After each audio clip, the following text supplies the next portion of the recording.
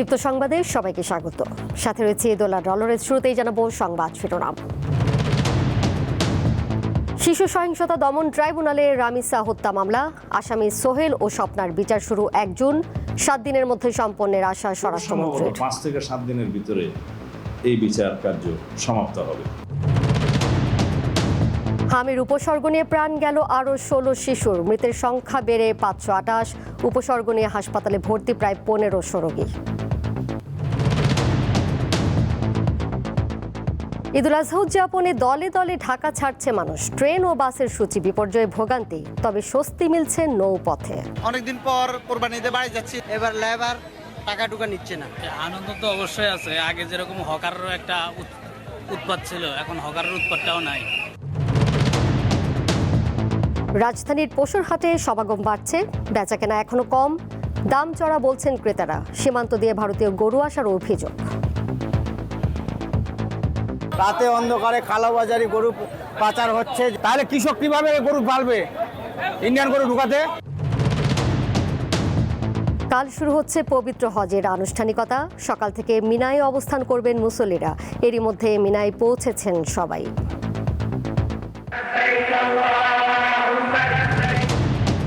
ভারতের নারী সাফ চ্যাম্পিয়নশিপের পর্দা উঠছে কাল। হ্যাট্রিক শিরোপার মিশনে বাংলাদেশের প্রথম ম্যাচ 28 মে, প্রতিপক্ষ মালদ্বীপ।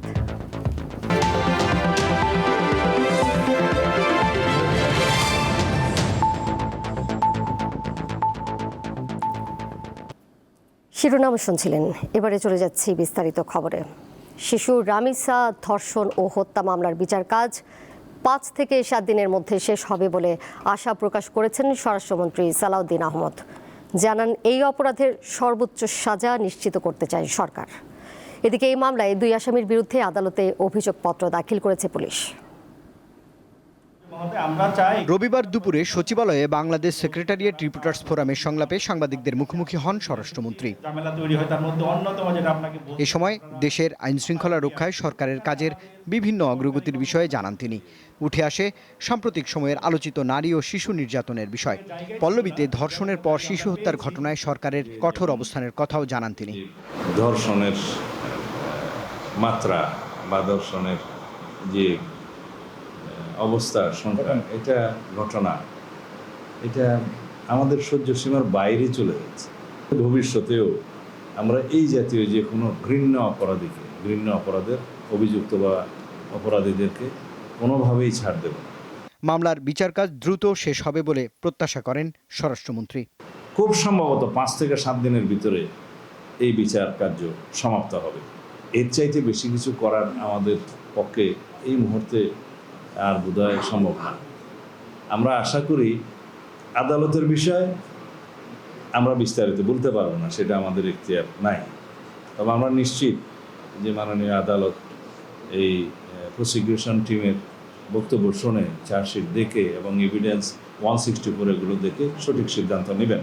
এদিকে পল্লবী শিশু হত্যা মামলায় আসামি সোহেল রানা এবং তার স্ত্রী স্বপ্না আক্তারকে অভিযুক্ত করে আদালতে অভিযোগপত্র জমা দিয়েছে পুলিশ।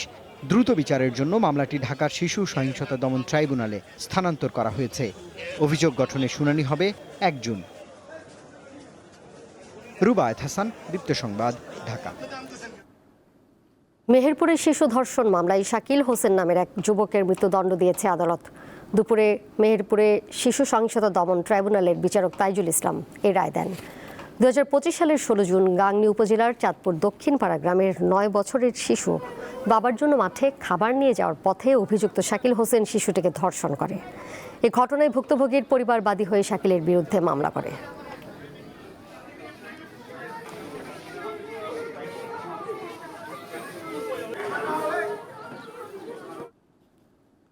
যাচ্ছি পরের প্রসঙ্গে।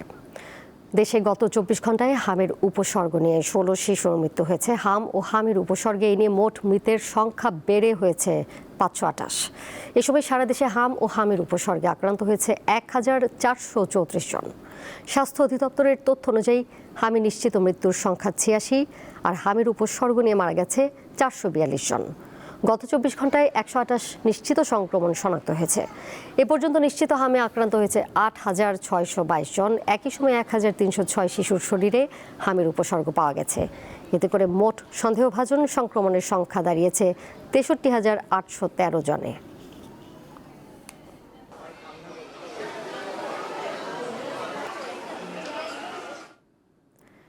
ঈদুল আজহা উদযাপনের লক্ষ্যে দলে দলে রাজধানী ছাড়ছে মানুষ। ফলে রেলপথ ও সড়কপথে বেড়েছে যাত্রীর চাপ। তবে সময়মতো ট্রেন ও বাস ছেড়ে না যাওয়ায় ভোগান্তিতে পড়ছেন অনেকে। ঈদের ছুটি মানেই নারীর টানে বাড়ি ফেরা, আর 3 দিন পরই বড় এই উৎসব। ফলে যানবাহনে বাড়ছে চাপ। ঈদযাত্রায় বরাবরই ভোগান্তি থাকে, এবারও এর ব্যতিক্রম নয়।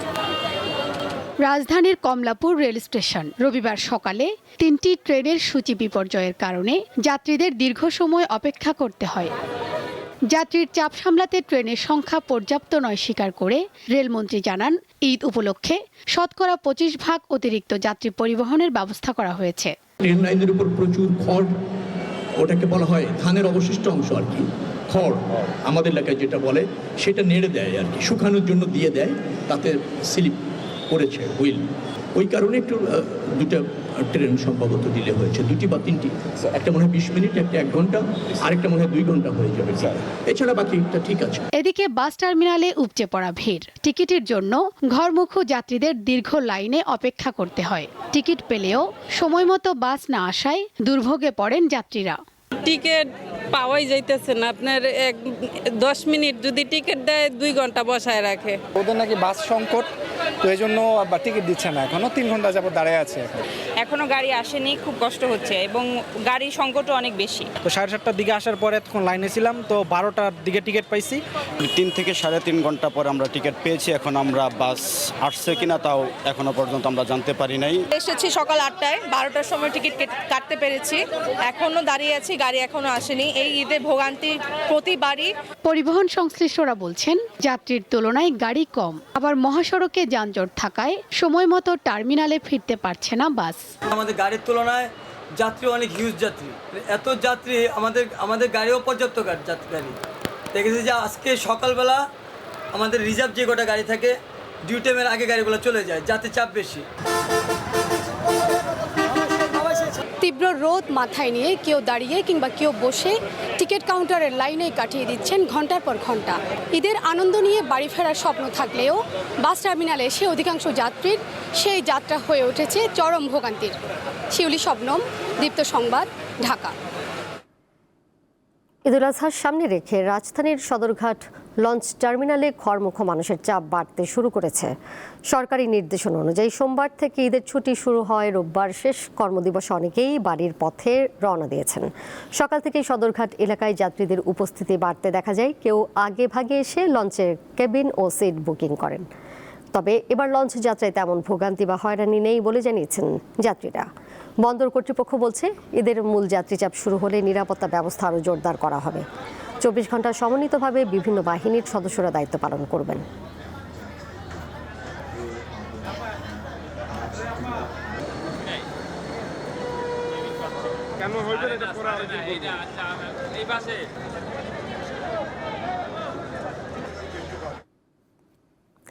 এবারে কোরবানির পশুর হাটের খবর। রাজধানীর হাটে দেশের বিভিন্ন স্থান থেকে কোরবানির পশু আসছে, বাড়ছে ক্রেতার সমাগম। তবে বেচাকেনা এখনো কম, দাম বেশ চড়া বলে মনে করছেন ক্রেতারা। হাটের নিরাপত্তায় কঠোর নজরদারি করছে আইনশৃঙ্খলা রক্ষাকারী বাহিনী। কোরবানির পশুর হাটের সেই চিরচেনা দৃশ্য এখন ঢাকায়। দেশের উত্তর, দক্ষিণ ও দক্ষিণ পশ্চিমাঞ্চল সহ বিভিন্ন এলাকা থেকে হাজার হাজার গরু, ছাগল, মহিষ ও ভেড়া আসছে নগরীর স্থায়ী ও অস্থায়ী হাটগুলোতে। এটি গাবতলী হাট। রবিবার সকাল থেকে ক্রেতা বিক্রেতারা এখানে জড়ো হতে থাকেন। কেউ এসেছেন বাজার ঘুরে দাম যাচাই করতে, কেউ আবার আগেভাগে কিনে নিতে চান পছন্দের পশুটি। গরু আনছিলাম 17টা, গরু 2টা বেচছি, এখনো 15টা আছে। তাই বাজার মোটামুটি ভালো, খারাপ নাই, যাক বিক্রি হবে গরুগুলা। আজকে প্রথমবার মতো হাটে এসেছি ফ্যামিলির সাথে গরু কিনতে। যদি আজকে পছন্দ হয়ে যায় ইনশাল্লাহ আজকেই বাসায় গরু নিয়ে যাবো। চাপাই থেকে গরু আনছি 42টা, গরু বেচা বিক্রি হয়নি, হবে কাল থেকে। সর্বত্র ব্যবসায়ী ও খামারিদের হাকডাক আর দরদামের উত্তাপ। ব্যবসার স্বপ্ন নিয়ে বসে আছেন খামারি ও ব্যবসায়ীরা। ক্রেতারা খোঁজেন সাধ্যের মধ্যে পছন্দের পশু। প্রতিটি গরু ঘিরেই চলে হিসাব নিকাশ। এবার সর্বনিম্ন দামের গরু আছে আমার কাছে 1,10,000 টাকার, আর উপর হাই আছে 3.5 লক্ষ টাকার। আর এবার গরুর দাম একটু বেশি, খাদ্যর দাম অনেক বেশি। আর যে খাদ্য খাওয়ার দাম সেই হিসাবে কাস্টমার বর্তমান যে দাম করছে এই দামে আমারে পোষাচ্ছে না, তাই আমরা দিই নেই। প্রচণ্ড গরম, মাথাও গরম হয়ে যাচ্ছে দাম শুনে, তো ক্রেতার সাথে একটু ভুল বোঝাবুঝি হচ্ছে। আশা করি পাবো, আজকে কালকের ভিতরে কিনে ফেলবো আর কি গরু। হাটে সবচেয়ে বেশি ভিড় মাঝারি আকারের গরুর সামনে। এসব পশুর ক্রেতা মধ্যবিত্তরা। কেউ কেউ দাম শুনে ফিরে যাচ্ছেন। এবারকার গরু আসলে অনেক কম, তো গেছেবারে গরু ছিল অনেক, দামও সীমিত ছিল, কিন্তু এবার আসলে গরুর দাম অনেক বেশি। 1 ঘন্টা যাবৎ ঘুরতেছি কিন্তু গরু মিলাইতে পারতেছি না। গতবারের চাইতে এবারে আমরা আশা করছি কিছুটা দাম পাবো আর কি। গতবারেতে এখনো তো না হয় নাই, জাস্ট জিজ্ঞাসা করতেছি সবাইকে, দেখি কি হয়, দামে যদি হয় তাহলে নিব। রবিবার গাবতলী পশুর হাটের সার্বিক নিরাপত্তা ব্যবস্থা ঘুরে দেখেন র্যাবের মহাপরিচালক। তিনি জানান, ক্রেতা বিক্রেতার নিরাপত্তা নিশ্চিতের লক্ষ্যে 24 ঘন্টা ওয়াচ টাওয়ারের মাধ্যমে নজরদারি চলছে। কোরবানির পশুর হাটে ক্রেতাদের ভোগান্তি রোধে কন্ট্রোল রুম এবং ওয়াচ টাওয়ার স্থাপন করা হয়েছে। পাশাপাশি নগদ লেনদেন পরিহার করে ক্যাশলেস বা কার্ডের মাধ্যমে মূল্য পরিশোধে উৎসাহিত করা হচ্ছে। জাল টাকা প্রতিরোধ এবং শনাক্তে প্রয়োজনীয় সরঞ্জাম প্রস্তুত রাখা সহ জাল টাকা উৎপাদনকারীদের বিরুদ্ধে অভিযান অব্যাহত রয়েছে। পবিত্র ঈদুল আজহা উপলক্ষে কোরবানির পশুবাহী যানবাহন যেন কেউ জোরপূর্বক কোনো নির্দিষ্ট হাটে নিতে বাধ্য না করতে পারে সে বিষয়ে নজরদারি অব্যাহত রয়েছে। রাজধানীর পশুর হাটে সোমবার থেকে বেচাকেনা আরও বাড়বে বলে আশা করছেন ব্যবসায়ী ও খামারিরা। মাহিদুর রহমান, দীপ্ত সংবাদ, ঢাকা। এদিকে ঈদুল আজহার সামনে রেখে ঠাকুরগাঁওয়ের সীমান্ত দিয়ে অবৈধভাবে অনুপ্রবেশ করছে ভারতীয় গরু। গভীর রাতে সীমান্ত দিয়ে গরু আনার পর তা ট্রাকে করে পাঠানো হচ্ছে ঢাকা সহ দেশের বিভিন্ন অঞ্চলে। এমন অভিযোগ তুলে স্থানীয় খামারিরা বলছেন, কোরবানির পশুর দাম নিয়ে উদ্বিগ্ন তারা। ঠাকুরগাঁও সীমান্ত দিয়ে ভারত থেকে আনা হচ্ছে গরু, যা স্থানীয় বিভিন্ন হাটে তোলা হচ্ছে বিক্রির জন্য। বিশেষ করে জেলার পীরগঞ্জ ও বালিয়াডাঙ্গি সড়কে ট্রাকে করে এসব গরু পরিবহন করতে দেখা গেছে।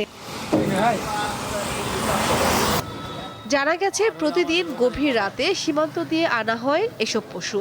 পরদিন বিকেল 4টার পর থেকে মধ্যরাত পর্যন্ত চলে অবৈধ আনা এসব গরুর পরিবহন কার্যক্রম। আমরা নাহারিতে কিনে আসলাম, আমরা জয়পুর হাটে নিয়ে যাবো।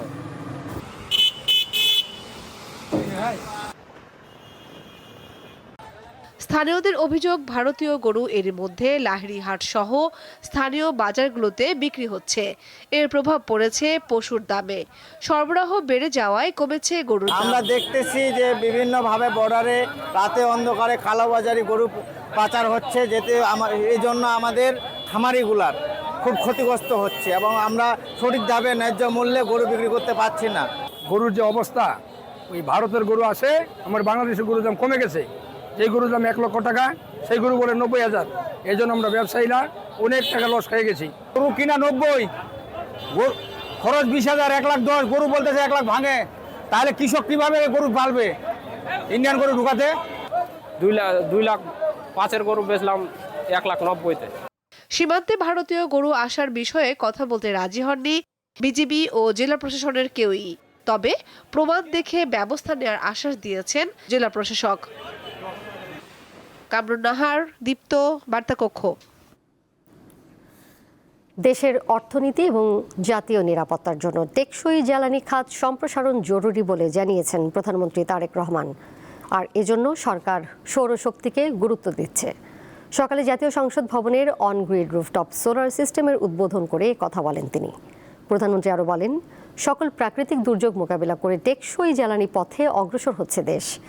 কারণ অর্থনীতি ও জাতীয় নিরাপত্তার জন্য অপরিহার্য জ্বালানি। অর্থনীতিকে সমৃদ্ধ করতে সৌরশক্তি গুরুত্বপূর্ণ বলেও জানান প্রধানমন্ত্রী।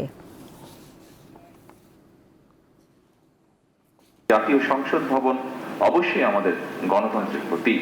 ভবনের ছাদে সৌর শক্তিকে কাজে লাগিয়ে আমরা মনে হয় প্রমাণ করার চেষ্টা করছি নেতৃত্ব কেবল নীতিতে নয় বরং বাস্তব কর্মকাণ্ডেও প্রতিফলিত হতে হবে। টেকসই জ্বালানির পথে অগ্রসর হওয়া এখন আর শুধু পরিবেশগত দায়বদ্ধতা নয়, বরং এটি আমাদের অর্থনীতি এবং জাতীয় নিরাপত্তার অপরিহার্য একটি অংশ। প্রধানমন্ত্রী তারেক রহমানের সঙ্গে বিদায়ী সাক্ষাৎ করেছেন ঢাকায় নিযুক্ত ভারতীয় হাই কমিশনার প্রণয় ভার্মা।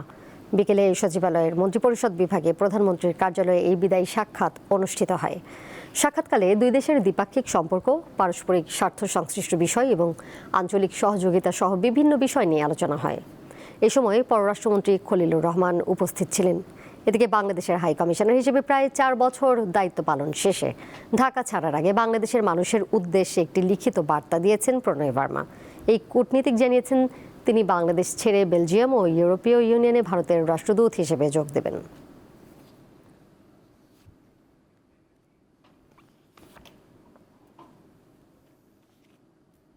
সারাদিনের তীব্র রোদ আর গরমের পর বিকেলে রাজধানীতে বৃষ্টি নেমেছে, তবে স্বস্তি মেলেনি তাতেও। উল্টো ভ্যাপসা গরমে অস্বস্তি যেন আরও বেড়েছে। গরম থেকে বাঁচতে মানুষ আসলে কি করছে, কেমন করেই বা সামলাচ্ছে এই অসহনীয় গরম? আজকের জনতার কথাই এসবই জানিয়েছে নগরবাসী। বৃষ্টি হয়েছে কিন্তু মেলেনি স্বস্তি, বরং বৃষ্টির পর ভ্যাপসা গরমে হাঁসফাঁস জীবন। ঘরে বাইরে অস্বস্তিতে নাকাল মানুষ। তীব্র এই গরমে কিভাবে কাটছে নগরবাসীর সময়? বৃষ্টিটা তো আসলে মুষলধারায় হয় না যে পরিবেশটা ঠান্ডা হবে, এমনভাবে হয় একটা ভ্যাপসা গরম হয়। তা ওইখানে আমার পদক্ষেপটা এটা হয় যে যখন ভ্যাপসা গরম হয় তখন দেখা যায় হয় সাইডে দাঁড়িয়ে একটু রেস্ট নেই। যে পরিমাণে গরম পড়ে আসলে বাইরে বের হওয়া একেবারে দুষ্কর হয়ে যাচ্ছে। তো মানে আমি মূলত কোল্ড ড্রিঙ্কস খাই না, তারপরে ওই গরমের ক্লান্তি দূর করার জন্য ঠান্ডা পানি খাইতেই হয়, যেটা আসলে আমার শরীরের জন্য ইফেক্টিভ। যে গরম পড়তে আছে, অনেক গরম পড়তে আছে, এই গরমের কোনো ইয়া নাই, ফ্যান বাতাসও কামায় না। আমার শরীর থেকে ঘাম ঝরে যায়, আমরা বিকল্প হিসেবে স্যালাইন খাই, আমরা পানি একটু বেশি খাই। এছাড়া আমাদের তো এখানে কাউন্টারে আমরা এখানে চাকরি করতে আসি, এখানে তো অন্য কোনো ইয়া নাই। ঘামে মাথা পানি দিই, দেখা গেলো আড়াচলা করি, ঠান্ডা পানি খাই, শরবত খাই, স্যালাইন খাই। আর বেশি যদি অতিরিক্ত ক্লান্ত হয় তাহলে মসজিদে একটু রেস্ট নিই। গরম থেকে বের হতে পারছি না, কারণ স্কিনের প্রবলেমের জন্য অনেক কম বের হওয়া পড়ে, আর ভার্সিটিতেও অনেক কম যাওয়া পড়ে। আর গরম থেকে বা রোদ থেকে নিজেকে বাঁচানোর জন্য আমার অবশ্যই সানস্ক্রিনের প্রয়োজন হয়। রুমের ভিতরে অনেক গরম, যেটা সহ্য হচ্ছে না, এই জন্য বাচ্চারা নিয়ে একটু ঘুরতে আসলাম আর কি। বৃষ্টি কমিয়েছে ধুলোবালি, কিন্তু কমায়নি গরমের অস্বস্তি। এরই সঙ্গে মানিয়ে নিচ্ছে মানুষ। এখন সবার অপেক্ষা একটু স্বস্তির।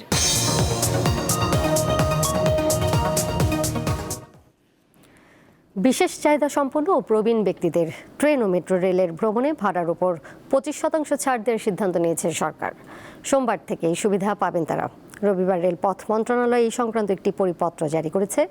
পরিপত্রে প্রবীণ ব্যক্তিদের ক্ষেত্রে যাত্রীর বয়স অবশ্যই 65 বছর বা তার বেশি হতে হবে বলে উল্লেখ আছে। আর বিশেষ চাহিদা সম্পন্ন ব্যক্তিদের ক্ষেত্রে সুবর্ণ পরিচয়পত্রধারীরা এই সুবিধা পাবেন।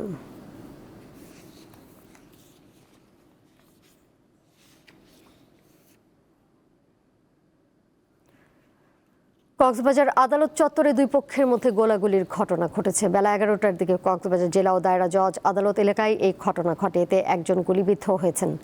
পুলিশ জানান, কক্সবাজার সদর উপজেলার ঝিলংজা ইউনিয়ন বিএনপির সাধারণ সম্পাদক লিয়াকত আলী মেম্বার তার সহযোগীদের নিয়ে একটি মামলায় সাক্ষ্য দিতে আদালতে আসেন।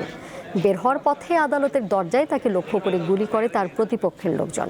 গুলি লিয়াকতের চাচাতো ভাই মঈনুদ্দিনের পায়ে লাগে। মঈনুদ্দিনকে হাসপাতালে ভর্তি করা হয়েছে।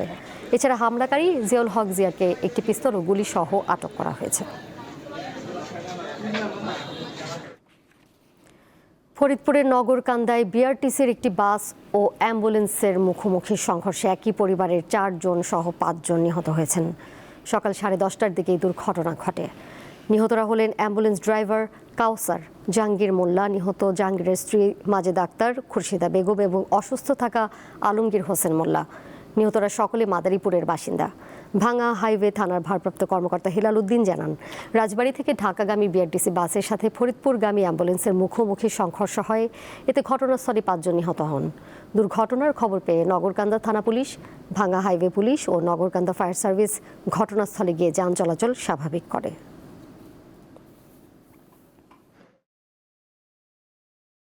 আগামীকাল সকাল থেকে মিনায় অবস্থানের মাধ্যমে শুরু হতে যাচ্ছে পবিত্র হজের আনুষ্ঠানিকতা। হাজিদের মিনায় গমন সহজ ও নিরাপদ করার জন্য সৌদি সরকারের নির্দেশনা মেনে আজ রাতেই মিনার পৌঁছেছেন সবাই। আর জিলহজ সোমবার মিনায় অবস্থান করে ফজর থেকে এশা পর্যন্ত 5 ওয়াক্ত নামাজ আদায় করবেন তারা। সেখানে রাত্রি যাপন শেষে মঙ্গলবার 9 জিলহজ আরাফাতের ময়দানের উদ্দেশ্যে রওনা হবেন হাজিরা। আরাফাতের ময়দানেই অনুষ্ঠিত হবে হজের সবচেয়ে গুরুত্বপূর্ণ অংশ, হজের খুতবা। এবছর হজের খুতবা দেবেন মসজিদুল হারামের ইমাম ও খতিব শেখ আলী আল হুদাইফি।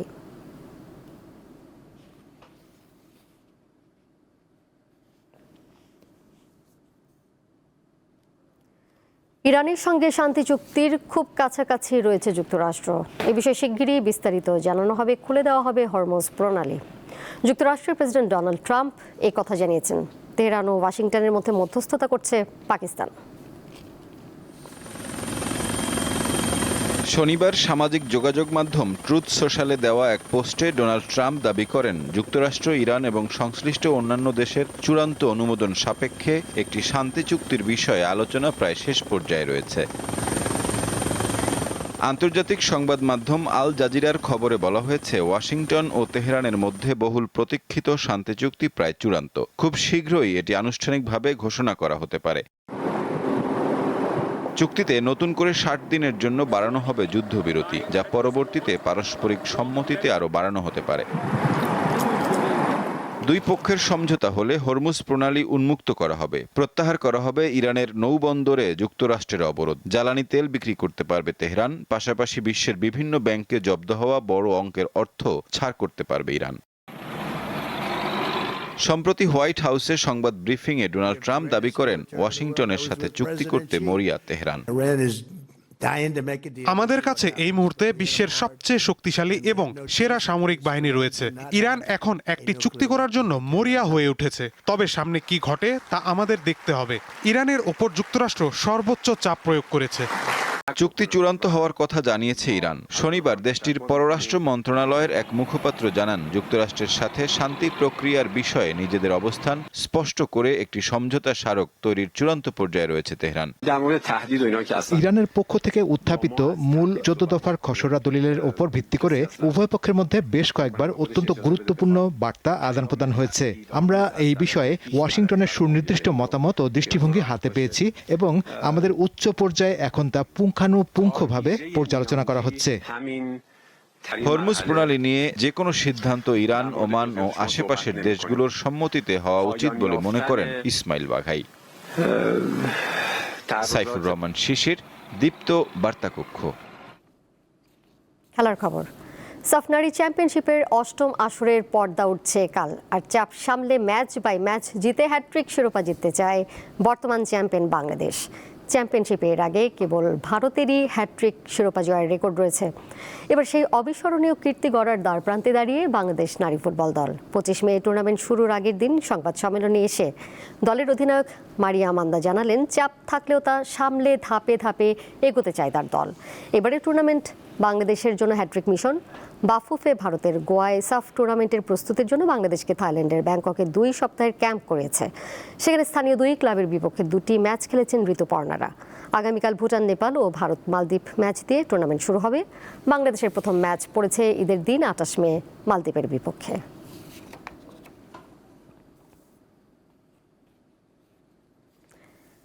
শেষ করব দীপ্ত সংবাদ, যাবার আগে শিরোনামগুলো জানিয়ে দেব আরও একবার। শিশু সহিংসতা দমন ট্রাইব্যুনালের রামিসা হত্যা মামলা, আসামি সোহেল ও স্বপ্নার বিচার শুরু 1 জুন। 7 দিনের মধ্যে সম্পন্নের আশা স্বরাষ্ট্রমন্ত্রীর। খুব সম্ভবত 5 থেকে 7 দিনের ভিতরে এই বিচার কার্য সমাপ্ত হবে। হামির উপসর্গ নিয়ে প্রাণ গেল আরও 16 শিশুর। মৃতের সংখ্যা বেড়ে 528। উপসর্গ নিয়ে হাসপাতালে ভর্তি প্রায় 1500 রোগী। ঈদুল আজহা উদযাপনে দলে দলে ঢাকা ছাড়ছে মানুষ। ট্রেন ও বাসের সূচি বিপর্যয়ে ভোগান্তি, তবে স্বস্তি মিলছে নৌপথে। অনেকদিন পর কোরবানিতে বাড়ি যাচ্ছি, এবার লেবার টাকা টুকা নিচ্ছে না। আনন্দ তো অবশ্যই আছে। আগে যেরকম হকারেরও একটা উৎপাত ছিল, এখন হকারের উৎপাতটাও নাই।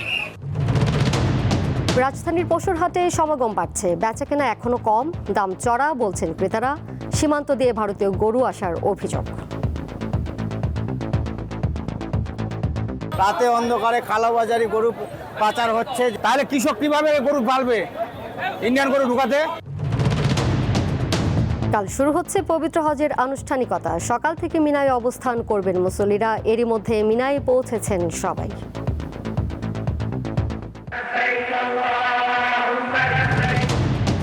ভারতের নারী সাফ চ্যাম্পিয়নশিপের পর্দা উঠছে কাল। হ্যাটট্রিক শিরোপার মিশনে বাংলাদেশের প্রথম ম্যাচ 28 মে, প্রতিপক্ষ মালদ্বীপ।